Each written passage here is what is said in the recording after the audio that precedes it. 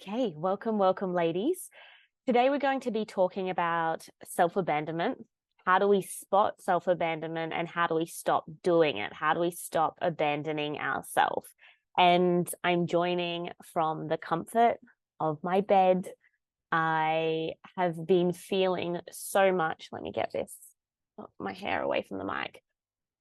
I've been feeling so much lately, and every part of me is struggling to get some work done because I have been abandoning myself to provide for others. Not in this community. I have pretty continuing to strengthen boundaries around that, but in my personal life and in my day-to-day life, I have noticed that I've been giving more of myself than I have the capacity to give. And in that process, I feel like I've been holding so much energy.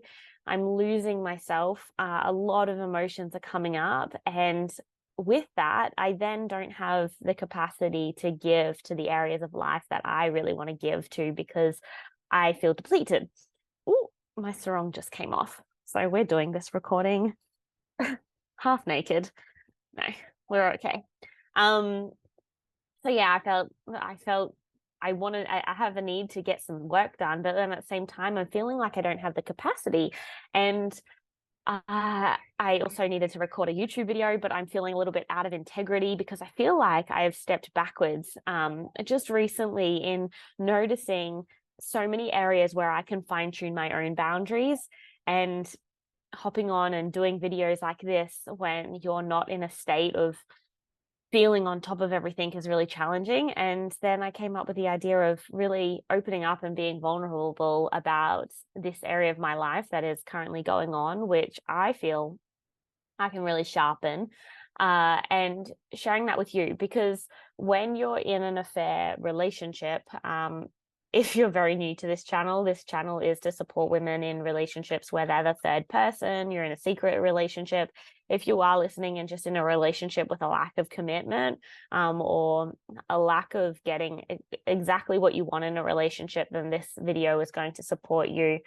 Or you're people pleasing, this video is definitely going to support you, because I'm going to share my experience lately on abandoning myself, and the 9 signs of self-abandonment. And the more that we can spot where we are abandoning ourselves, the more that we can essentially take back our power and make sure that we are not giving up parts of ourselves in these areas so that we can remain our whole self without feeling depleted. If there's a dog barking, there is definitely a dog barking at the moment. So self-abandonment is essentially when we have a hard time recognizing what our needs, wants, desires are. We're constantly giving in the moment to situations, to people, at the cost and expense of what we really truly need based on what is playing out. This often leads to feeling enmeshed. Enmeshed is where we lose oneself in a relationship, codependent relationships. It leads to losing oneself and overvaluing others, but at the expense of ourselves. And so today we're going to be talking about the 9 ways that we abandon ourselves. In that process, we will then be able to be clear on some of the patterns that we run and how we can take back control so that we're no longer people pleasing in our relationships. Lately, I have been noticing where I still have been people pleasing or abandoning my own needs and giving up things that are priority in my life and things that I really value because of certain connections that are in my life right now, and wanting to make sure that all runs smoothly, but at the cost of some of the things that are really important to me. And so in that place of abandoning myself, I have been feeling so heavy. I haven't felt like myself. I feel like I've lost who I am.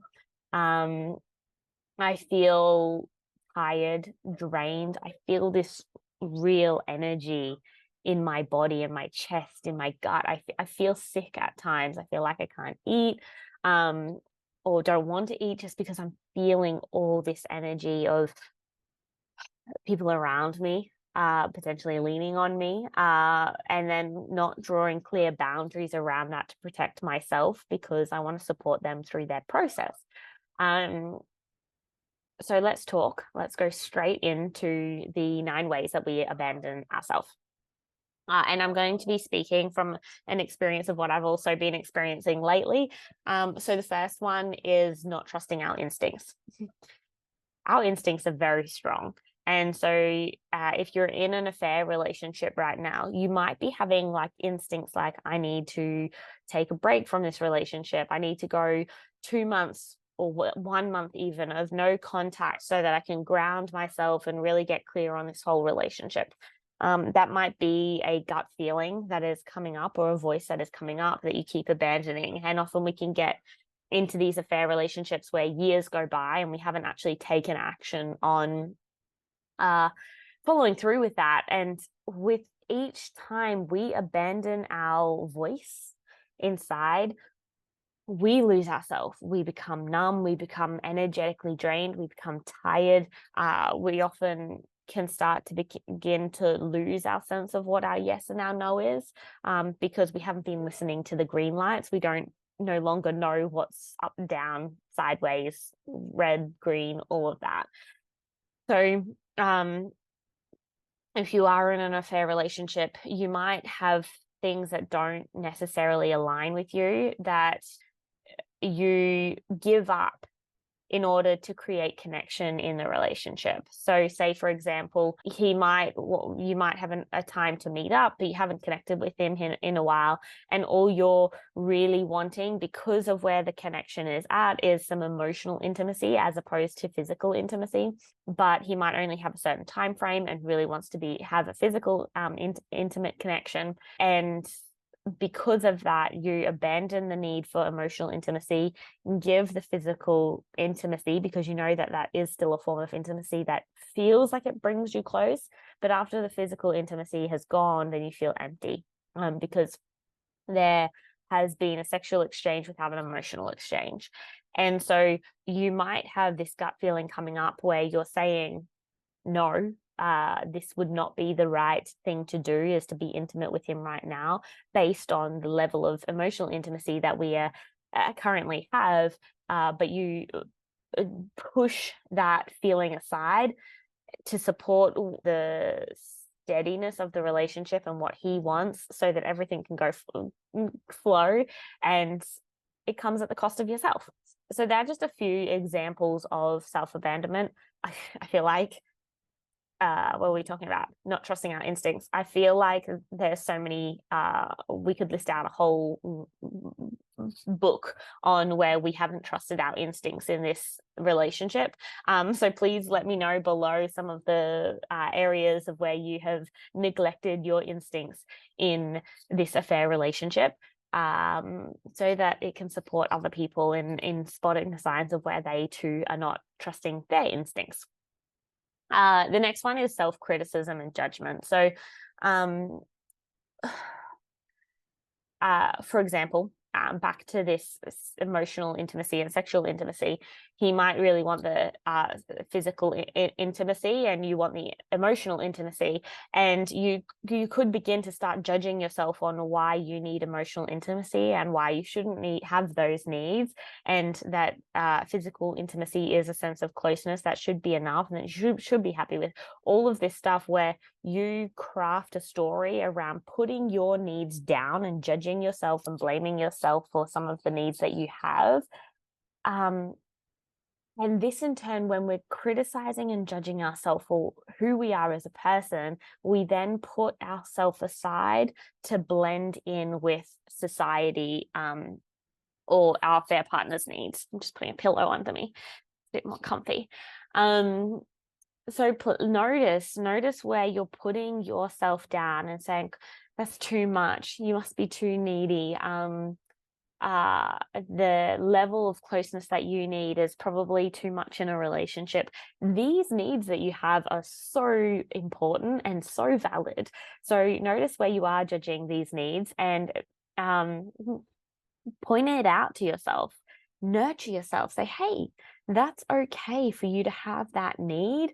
Support yourself and validate it so that you can communicate when you do have that need without coming from a place of judgment. Hiding parts of ourselves. So this is a good one. You might have values that don't necessarily align with your affair partner, things that you really enjoy. Something that I noticed come up is in some of the relationships recently is having people that are having a more tough experience around my personal life and feeling like I need to be in that energy with them as opposed to my natural happy self, and feeling that my natural happy self will make them feel worse because they're not there. And so feeling this need to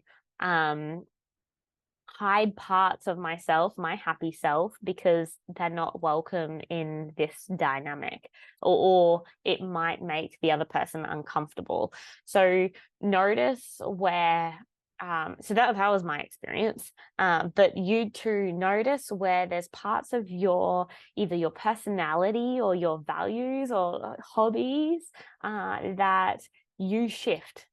For example, you might really love eating organic, healthy, vegan, whatever it is, food, and your affair partner is like, that's just silly, that's just stupid, that's too structured, all of this stuff. Notice where you abandon parts of yourself, parts of your personality in order to fit in the personality of people around you.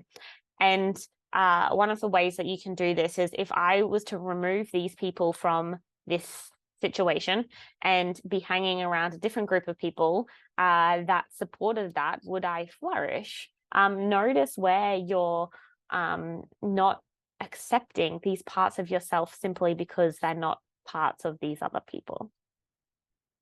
The next one is not honoring your needs. So I've mentioned this in a few videos just because it's the clearest example, but something could be like you constantly in your affair relationship feel like you're on his timeline, and needing in order to be in a partnership, well, for sure, just the most basic thing is needing some form of commitment.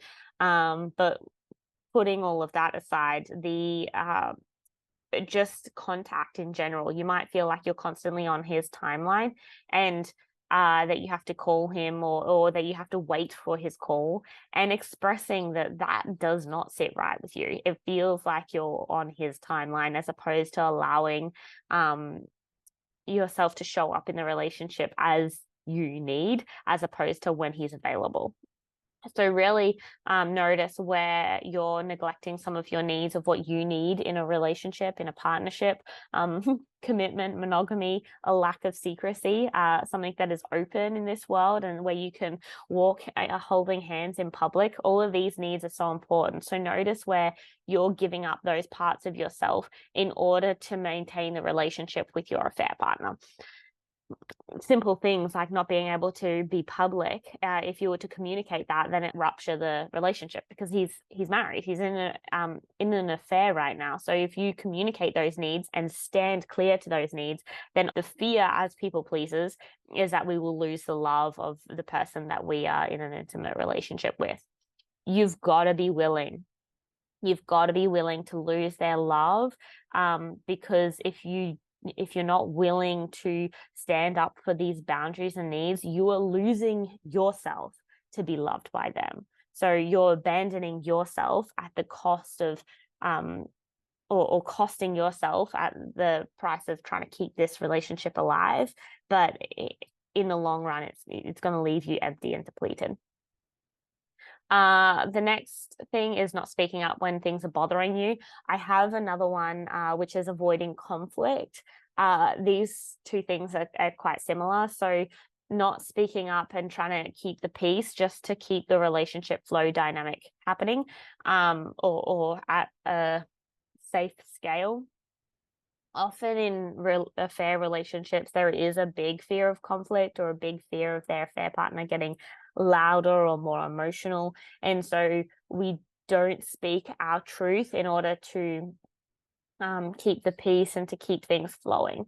Ultimately, that truth is still there. And so it's like you're wearing a mask and you're two people masked up in a relationship. And two people wearing a mask in a relationship is not emotionally intimate. So ultimately, if you're wanting an intimate relationship, we've got to be willing to face these uncomfortable conversations and see whether they can rise to meet those needs that you have, or in the end, part ways because they can't meet the needs that you seek in a relationship, which is a good outcome, because then you stay true to yourself as opposed to losing yourself completely in an intimate relationship. The next one is, I am so good at this one, and I have taken years to be able to notice my own needs, but that is sweeping things under your feelings under the rug, procrastinating hard conversations. I've been an expert in this at sweeping things under the rug, kind of just letting it go. I often didn't know I had any needs and was great at just blending with other people's needs. And I didn't know it was costing myself. How I did know that it was costing myself is I got really sick. And so if you do have health challenges, notice where those health challenges could actually be a physical effect to an internal problem that is going on within. So ask yourself, what do I need out of this situation? Am I accommodating to my feelings? Am I giving my choices, decisions, what would light me up as much value as what would light them up? Or am I putting them as a priority over myself? Making others' feelings your responsibility. Again, in affair relationships, this happens. He might be very stressed one night and needs you to come over.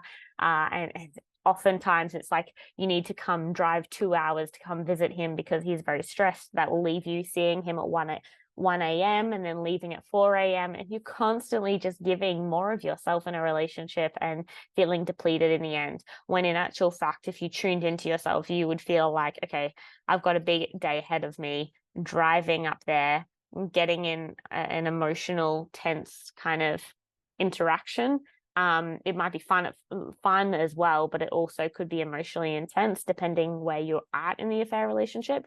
Can be incredibly draining. So notice where you're making your affair partner's feelings your responsibility, and if what would happen if you were to make your own feelings a responsibility and the fear there. So if you were to say no to driving up, would you lose their love, or would they then kind of abandon you in a way? There's often fears around that. So tune into those things. This kind of the last one. Sorry, hold on.